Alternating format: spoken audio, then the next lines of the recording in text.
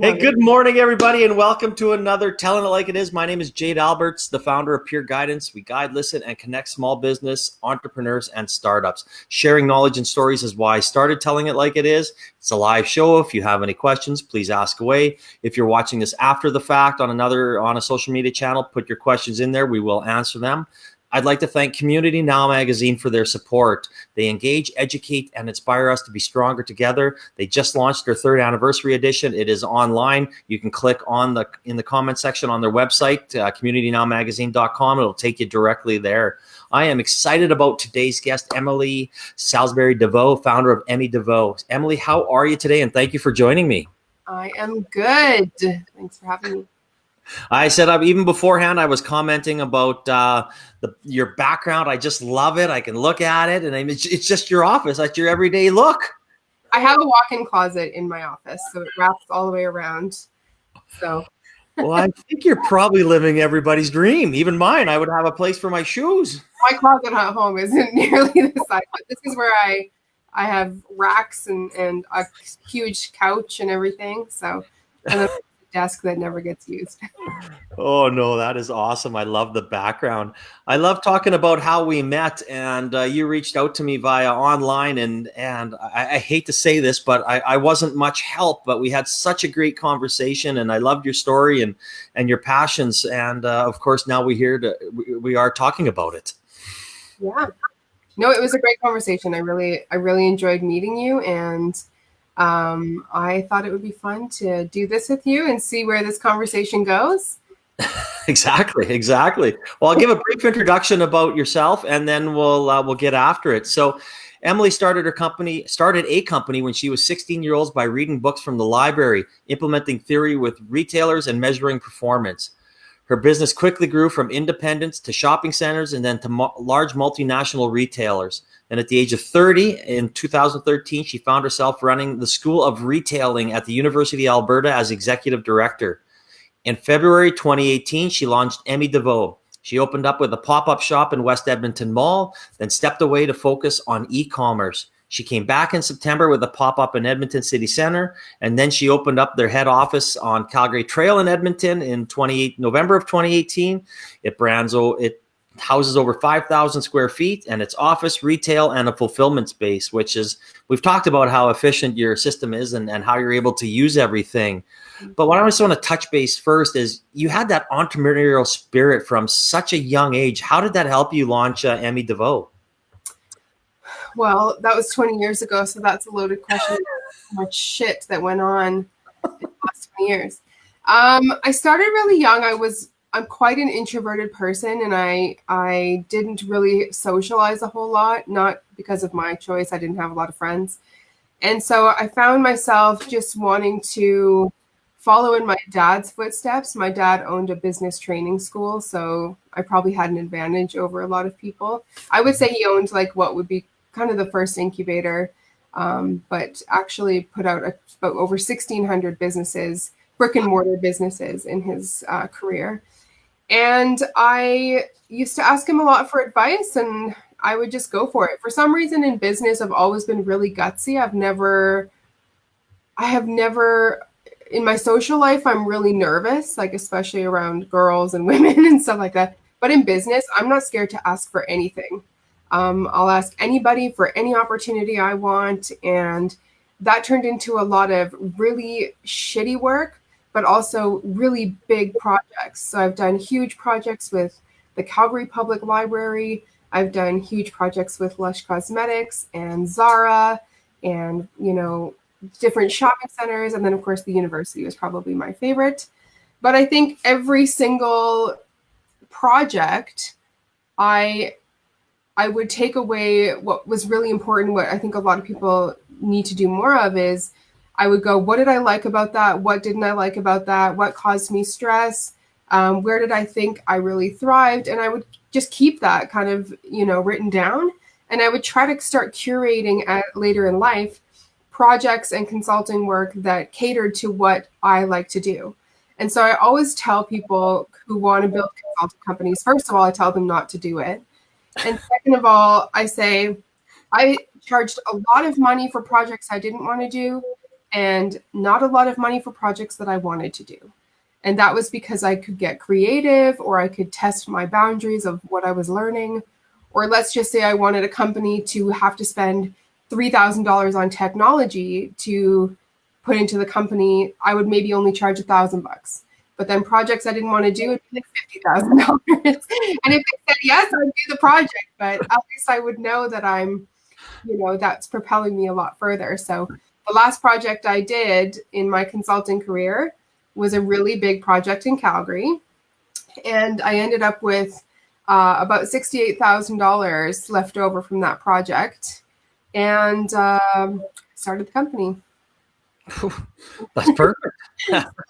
From something you didn't want to do, which gave you a little extra. I love it. But you brought up a good point of asking, and we say this and we talk about this so much. So many people are scared or don't want to, ask for help. For whatever their reason may be, it's the wrong reason. So I love that you just say out there, hey, I'm there, I'm asking, hey, can you do that the way you go? So that is just, that's such a great, way to start off this interview, because that is so important. I remember I was going to Toronto once, and I reached out to the president of IKEA and I said, do you want to go for dinner? And he said, yes. And we went for dinner, and it was awesome. So, LinkedIn is a powerful tool. Don't be afraid to ask people for what you want. It sure is a powerful tool. I'm talking to Emily Salsbury Deveaux, the founder of EMMYDEVEAUX. You can click on their link, EMMYDEVEAUX.com, in the comment section to go check out their website. So I guess when the brand was launched, it wasn't just about fashion and clothing. You had lofty goals. You wanted to show the world what true clothing design and construction looked like. What were those goals, and have they changed? Are they still the same?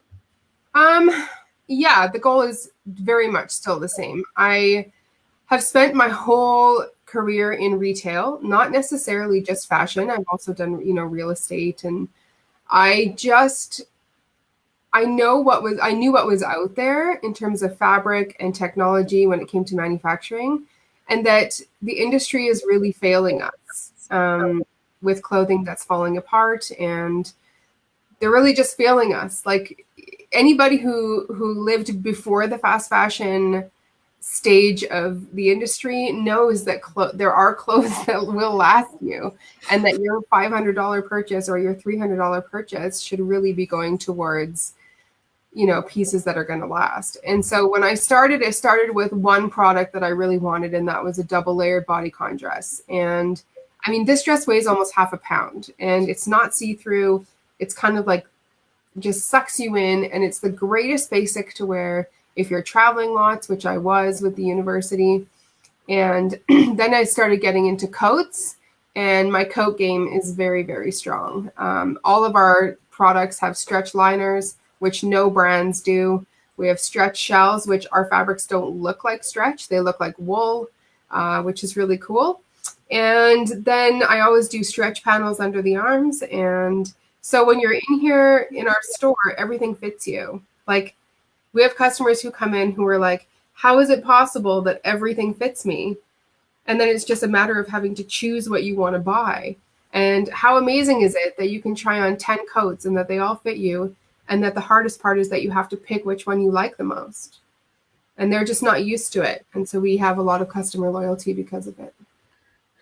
Yeah, obviously, I'm not in your clientele, but I had Kim on about 2 months ago, and we had to stop our conversation because we were going to talk about you and how much she loves your clothing. I was like, "Well, we better keep on. We got to stay place here on what it is." And now I've told my wife about it, and she's like, "Oh yeah, I got to check this out when I finally get to go and do that." So I know, and when people are talking about the quality that you make, and obviously we'll talk a little bit about customer loyalty, because you brought that up right, in the last sentence that you've made there. It's a tough industry. So how do you keep your clients loyal?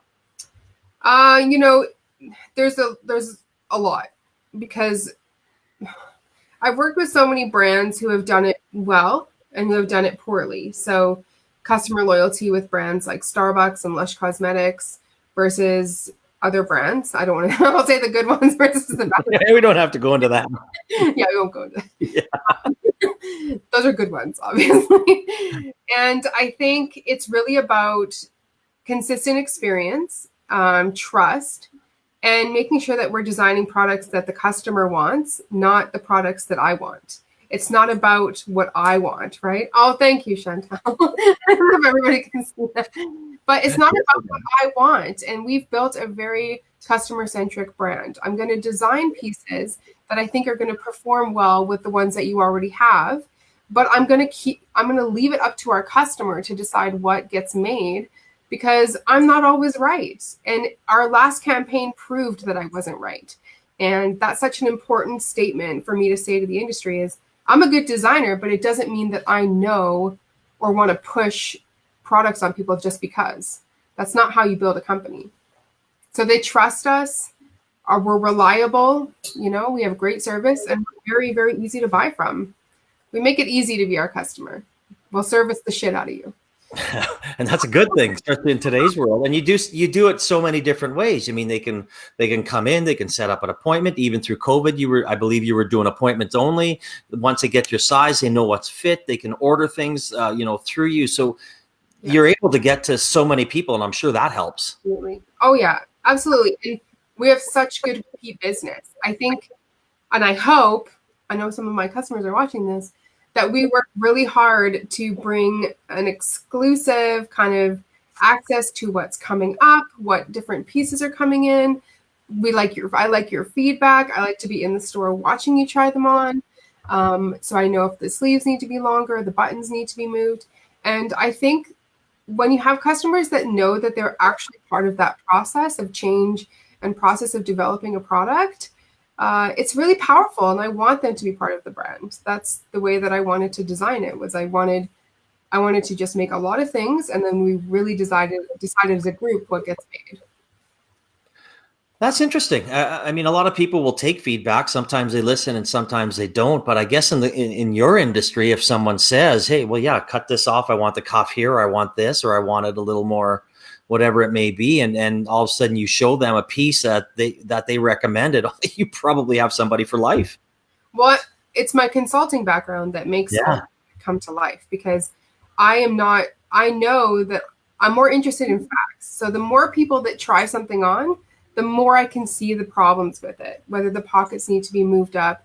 But companies do not test their products on customers. They don't fit test things. They just go right into manufacturing.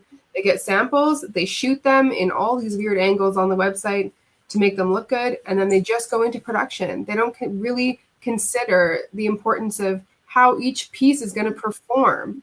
And that's what has made it so that we as a company have no inventory liability at all.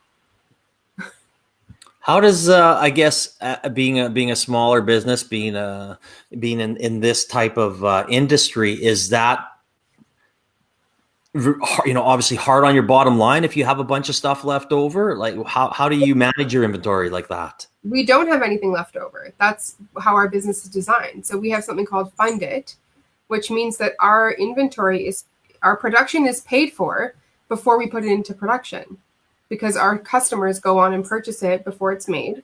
And if we don't sell a certain amount, we don't make it, and they get a refund. And that's something that we have done. We have now funded.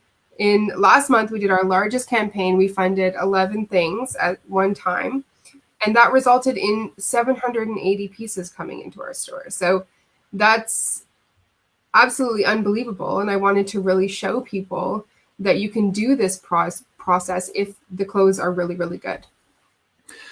So thanks for Deborah, as you can see, she made a little comment. Obviously, you can go to the website, which is right in the comments section, Deborah, and start shopping. You can reach out to Emily right after the interview. But I love that Fund It. I mean, I've seen you promote it. I've seen it on your Instagram and everywhere else. I just love that concept. And you touched on it briefly, but how did you come up with that idea to pre-fund the things so people then buy them, you bring it in and you have no inventory? That's just brilliant. Well, I think, I have seen physically with my own eyes warehouses of leftover inventory of many brands, and we've heard tons in the news about brands burning product, and or the statement that there's actually more, like, everybody in the world is clothed, but not everybody has food. And I think I'm really interested in building a business that is about business, if that makes sense. It is a passion, but I'm very passionate about innovation and business. And I wanted to build a company that was really smart from the back end. My business partner and I are pretty much computer nerds. And so we have about, 17 apps plugged into our website. And we just wanted to build a really smart company. So when somebody looked at it, when they look at our year end or look at our spreadsheets, they're just like, holy crap, like, how are you doing this with no debt and scaling the company? And I wouldn't necessarily call us a small business anymore. We're not really in that stage anymore. And, we are continuing to expand during a time when nobody's expanding. We're just getting ready to plan our Calgary showroom. And it's just, it really comes down to like the fundamentals of good design and good service and always making it right. That's what I'm most passionate about. Is I want to give our customers an experience where nobody else can compete in that space. And so because they go into other stores and they're like, oh, damn it, this is so good, Yeah. And I see the simplicity in your marketing as well. And I want to briefly touch on that. You have one, you said, we talked about this. You have one model. You love what she does. You love how she fits it. She knows what you want. It's perfect. It's simple. It's excellent. I mean, did you just kind of decide to do that? Or was it just like, I really just like this? There's a lot of importance with the relationship between Sarah and I. She's not only our model, she also works really closely. We call her our momager. So she actually manages Rebecca and I, our schedules, sometimes my other things that are really intimate, like making sure that I drink water and eat, because I am a workaholic. Like, I need people, like, this was given to me this morning, like, because I need people to, like, you need to drink something. It's 12 o'clock. You need to eat something. Like, I'm like a child sometimes. And so the Instagram is so important to us because we really wanted to make it about the clothes. I yesterday was doing just a little bit of research on some other e-commerce websites, and they work so hard to make all of these fancy poses to make these mom jeans look good. And it's just, they don't, like, I want to see it. I want to see it in video. I'm so excited that we just added videos to all of our products on the website. I want to see it as close as I can. I want to see the fabric. I want to see how it moves. And I love having a consistent model because our customers who know our brand know exactly how to size the product based on how it fits Sarah. So whether you're an extra large or a size extra small or extra, extra small, when you see how it fits on Sarah and know that she wears the same size and everything, you know that you want a medium or a large. And our customers comment on that all the time, that they love how easy and simple it is. I would say that I'm a little bit sensitive when it comes to color and sound. And so I like the Instagram to be really monochromatic my whole life. Like, the fact that this is green really bugs me right now. I like things very monochromatic. It's really what keeps my brain satisfied. And so you'll notice in our entire head office, there's absolutely no color. For the rosy cheeks on our face. You need to smile. Need this rosy cheek for the smiles. I'm in a red lipstick. I'm like, no, get it off. Get it off. Get it off. Right, Duncan, thanks for the comment there. And your company, Oh My Out Hustle My Yesterday, does a lot of sports apparel, and so obviously he's getting some good insights from this. So that's awesome. Thanks for your comment. Thanks for watching. So I guess kind of moving forward, Emily, what's next for EMMYDEVEAUX? Oh my gosh, should I get my vision boards? We've never had one on the show before. It was always a first. Basically. Okay, so I have a lot of plans. So this year, our plan, COVID's been, I'm not going to say bad. It's been interesting. It's been extremely challenging, but we've just decided to keep going with the plans that we had, and we have done really, really well this year as a result. I think a lot of people are trying us as a new customer, and we're really good at retaining new customers, and we work really hard on that. So we're growing as a result. We want to move our fulfillment center to a warehouse at the airport. So that's something that's on my list. I love business. So moving that to the airport, you're on a foreign trade zone. It means you can take advantage of bonded warehousing systems in Canada, which means that you're only paying duty on pieces that you're pulling from your warehouse. There's a lot of really, really smart things. And especially in Edmonton, we have such an innovative team at our airport. So we're really excited to be working on that with them. Do we need a 4,000 square foot warehouse? No, probably not yet. But Rebecca and I are both so passionate about learning and growing. And we look at this whole company as an important exercise in learning more about e-commerce and supply chain and international shipping and air freight and all of that kind of stuff. So we love learning, and without that, we would get very bored. We're opening up a showroom in Calgary. We're just in the final stages of negotiating our lease there, and hoping to planning to open October, November, and that's going to be on 16th Ave in not somewhere you would think you would find us, which is what I like. And it's kind of an if you know strategy, kind of like our Edmonton space. We have no signage. We're just a big building. And if you know, you know. And then I want to start working on the men's. I just did my first men's focus group last week.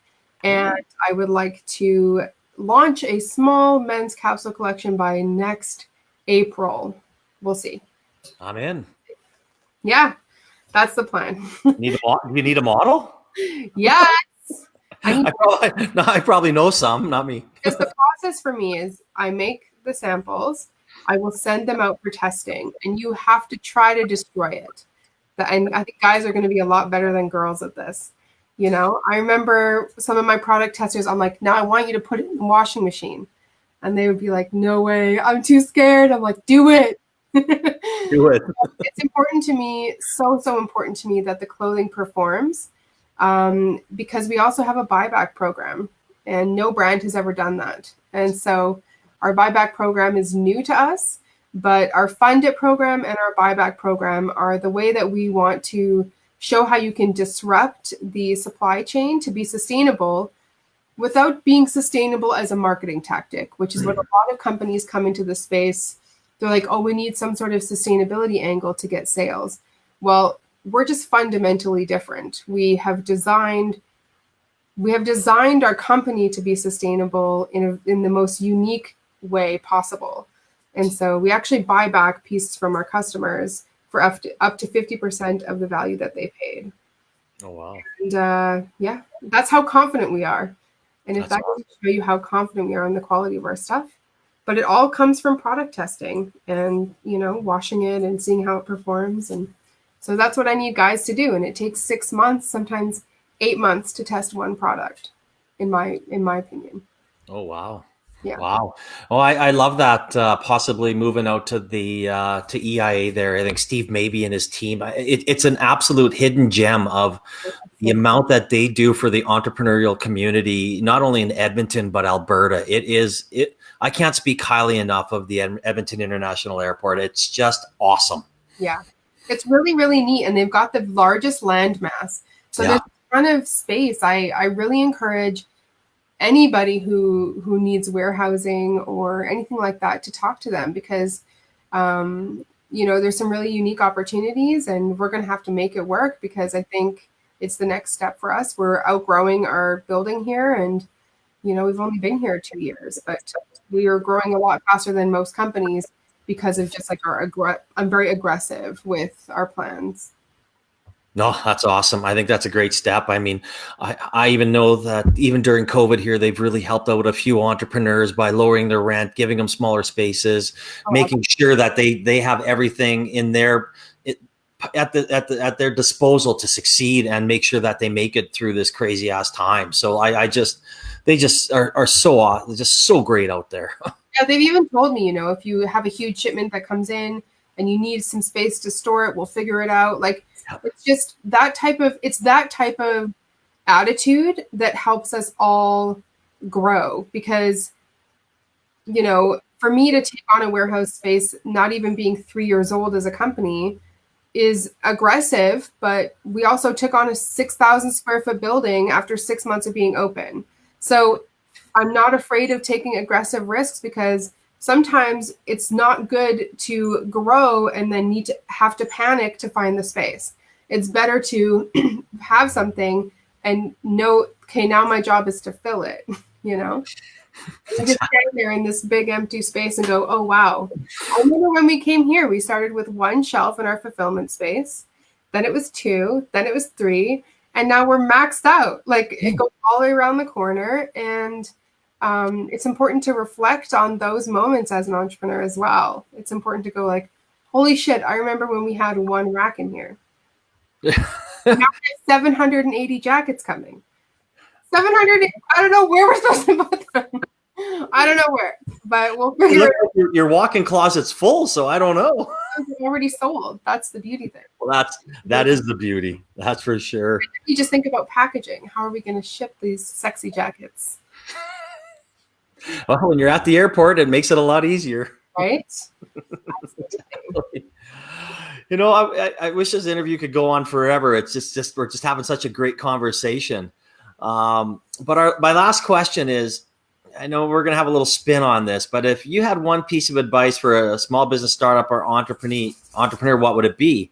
But when I asked you this question and we kind of talked about it a little before, you said, I don't have any advice. And out of the 150 interviews that I've done, I've never had anybody say that. So I was like, and there's nothing wrong with that. And I'm sure when we start talking here, it's going to turn into a piece of advice, but I'd like to know why you have no advice. I get asked a lot to talk about entrepreneurship, and I always say no. Or I get asked a lot to be a mentor, and I say no. And the reason is because nobody ever gave me a manual. I didn't go to business school. I didn't go to fashion school. I use Google and a calculator and books, okay, which is available to everybody. I don't even read books anymore because I have Google. I have Google that can tell me, the Coles notes of all the books I want to read. So it's like, why would you waste your time reading a whole book when there are companies that will just tell you the tidbit you need to know? I think it's called Blinkist. I don't know. Yeah. But time is such a commodity, and I have figured out everything. You're either going to figure it out or you're not going to figure it out. And if you're constantly crowdsourcing information, you're not spending enough time with your own brain, trusting your own self, and really learning the actual shit. Like, you have to learn the subject matter, and you have to like what you're doing. And so I don't have advice for entrepreneurs, because I really think you're either going to figure it out or you're not. And if I sat there and went for constant lunches with mentors and asking people, shouldn't I open a warehouse? No, I have to just do what I know is right based on what I know. Nobody else knows all the subject matter that I know. So getting advice from everybody doesn't make sense. When I need advice about something I don't know about, I will find people who I think I need to learn that from. But it'll be a very specific question, right? So maybe that's the advice. If you're going to reach out to someone and ask them for mentorship, don't be like, I just want to hear your story and I want to be inspired and go home and journal. That's not going to happen. Ask specific questions about what you want to know, and make sure that the person that you're asking knows about that subject matter. Like, when I reached out to you, which I don't reach out to many people, it was because I needed to know about something extremely specific that I didn't have experience in. Mm-hmm. And, that's something that you got to know your downfalls. You got to know what you love, know what you don't love. And that takes a long time to figure that out. And I believe that you're born with the right brain to be an entrepreneur. I don't necessarily agree that it's something that you can just become because you want to. I think I can't not be an entrepreneur. I don't know how to not be one. Like, I don't know. Like, that's just how my brain works. My brain is constantly like, sometimes it's a punishment, you guys. It's not something where it's so awesome to be an entrepreneur. It's fucking exhausting. And it's been like 20 years already. I'm tired. This is it. After this, I'm going to go live in a tent on the beach. I'm done. I'm not a serial entrepreneur. I'm done. This is it. This doesn't go big. I'm done. I'll work at Starbucks. I can't even work at Starbucks because I'd be like, why do we do this? Why don't we move this over here? This makes more sense. We should add 10 cents to this cup. Like, I don't know. I can't. You know, the funny thing is, I think we got 3 pieces of advice out of there. You're going to have to sum it up for me because I'm trying to be nice, but make sure it's called tell it like it is for a reason. Absolutely. Figure it out. And that's pretty much probably why we hit it off in the first conversation we had. We just get shit done. Get shit done, man. Like, oh my gosh. I can't, you know. Oh no. Oh, what an awesome conversation, Emily. Thank you so much for coming on and sharing your story and your knowledge and your advice. And I really appreciate you spending time with us. And obviously we had a lot of comments on there. And if for anybody, again, just click in the comment section on EMMYDEVEAUX. You'll take you right to the website. And obviously you got to check them out. They are absolutely an awesome clothing company from what everybody tells me. And I'm looking forward to trying on some men's clothes. That's pretty exciting news. You guys have been given the shit end of the stick. I'm excited. And I'll be there for your Calgary opening as well. So that'll be good. And I'll bring a boatload of friends. It's going to have an 11-foot bar inside of it. So wow, well, I'll probably bring more than 11 friends then. A little bit of drinking. Perfect. We'll have to Uber home. Keys, please. Here we go. We're going to Uber you home. Perfect. Yeah. Even better. Take care of it. Excellent. Emily, thank you again. I really appreciate your time and have a great day. You too. Have a good day. All right. Bye.